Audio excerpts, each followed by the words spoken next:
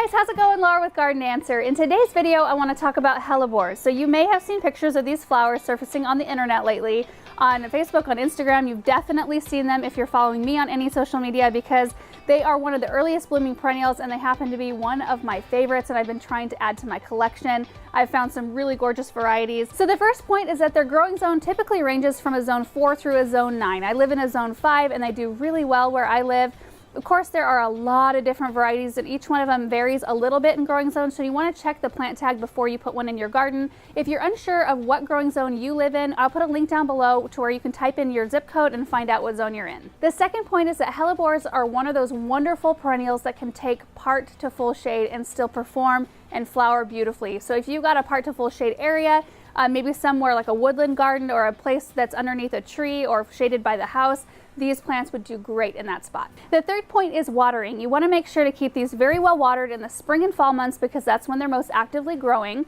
You can ease up a little bit in the summertime because the heat does make them go dormant, and the more established the plant is, the more drought tolerant they are. However, if you have a newly planted hellebore, or if you live in an area with long, hot, dry spells, you want to make sure to keep them consistently well watered. The fourth point is that they prefer soil that's rich, moist, but well draining. So you can add some organic matter or compost every once in a while when you plant them, maybe on an annual basis, work some compost in around them. They really like that.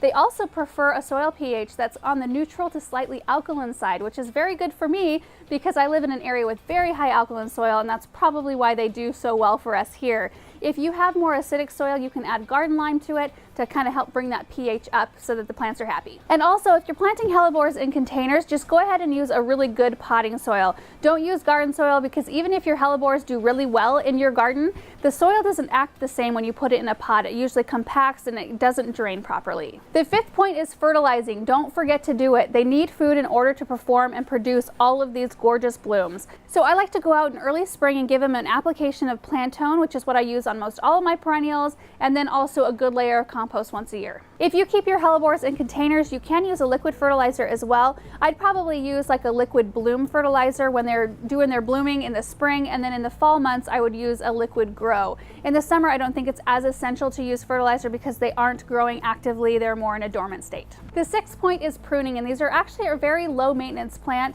Their foliage is evergreen, which is another reason why they're such a great plant to have, because they look good for a huge part of the year. However, in the early spring, they can benefit from a little bit of a cleanup because some of their older leaves might look a little bit worn and tattered. So you can take those leaves and cut them back all the way back down to the stem, and then you'll see new fresh growth emerging from the ground.